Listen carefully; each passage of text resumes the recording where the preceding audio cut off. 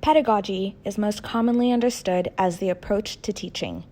This complex word is in reality an academic discipline, not one definition, but a branch of knowledge.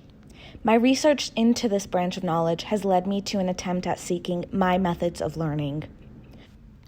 What are the pedagogies of learning? What are my pedagogies of learning? And how does this directly impact my design process? In trying to answer these questions, I illustrate what my design process would be like in the case of each learning theory in order to identify who I would be designing for. I think the complexity of this word lies in the fact that in order to seek a definition, I had to apply myself to the word. The definition of pedagogy is not just the approach to teaching. It is the theory, method, and philosophy of teaching and learning. Pedagogy relies on educational psychology, encompassing scientific theories of learning. Of the countless theories of learning that encompass the understanding of pedagogy are three commonly agreed upon theories: behaviorism, cognitivism, and constructivism. Behaviorism centers around the idea that the teacher should be in control of the classroom, and that repetition is the best way to learn. Knowledge is independent and on the exterior of the learner. Thus, learning and behavior changes are acquired by linking stimuli and response. Cognitivism dictates that our capacity for learning increases as our academic ability grows. It focuses on the idea that students process information they receive. While behaviorism focuses on just responding to stimuli as a learning method, cognitivism focuses on the processing of information. Learning is internal and a result of processing and organizing new information through new explanations or adaptations. Constructivism dictates that learning is unique to the individual learner. Learners construct knowledge by adapting new information based on prior knowledge and experience. While these are some main schemas of learning theories, I believe such traditional pedagogical methods can be oppressive in many ways to my learning and creation processes. Behaviorism is understood through classical and operant conditioning. Classical conditioning is Pavlov's dog. Pavlov rings a bell every time he feeds this dog. Eventually, the dog begins to salivate at the sound of the bell without the presence of the food. Operant conditioning is Thorndike's cat in a box that must find a way to escape. When the cat escapes, it receives treats. This reinforcement leads the cat to escape faster each time.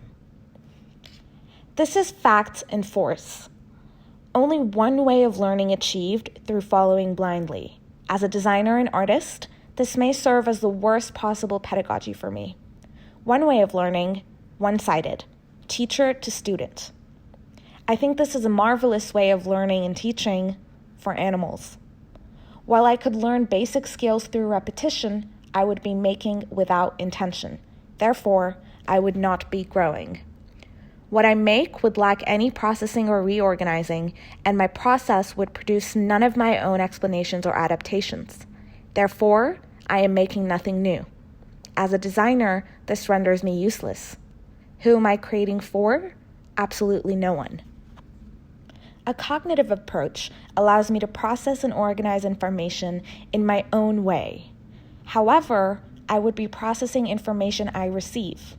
While my process is becoming my own, it is still a process in response to someone else's information, content, or reality. Artistically, I'm looking at content, understanding it, and rearranging it. I'm still not creating in every sense of the word. At least I am not creating for myself. A constructivist approach allows me to construct my own learning of new ideas by basing my process on prior knowledge and experiences. I can create my learning based on my reality, therefore creating my own reality and making learning an active process. But while this introduces the learning of new ideas, plus the incorporation of previous experiences, one thing lacking is a sense of strong connection with the world in a larger sense. There is still one passageway. New information is being adapted based on prior knowledge. Connectivism focuses on the aspect of forming connections as key in the process of learning and growth. Connections with each other and with our roles in life. The people in our lives and the things we love, such as our hobbies, are all connections that influence learning. The internet and digital media are also sources of knowledge here. As a designer, I am expanding. I have extra passages with the outside world. Yet, despite this being a newer educational learning theory, this framework places knowledge outside the learner. It is about the learner's ability to key into this network of information. A new passageway is introduced at the expense of another. I'm connecting to the world, but losing the connection with myself. However, in adopting this pedagogy, I'm expanding on the question of who do you create for? With a focus on making connections, this allows me to transition from creating for to creating with. Lastly is an approach I feel the strongest connection to, the humanist approach. Humanism views learning not as a meeting of specific learning targets, but as a way to fulfill the learner's potential. Based on Maslow's hierarchy of needs, this places self-actualization, the top of the hierarchy, at the core of the theory. To have this self-actualization means to be the best possible version of myself. And learning environments can either move me towards or away from my needs. A learning environment like this focuses on the person as a whole, on myself and my cognitive needs. This introduces an importance of self that was lacking from the previous ones. Here, I can let go of targets being placed for me and begin an attempt at fulfilling my own potential.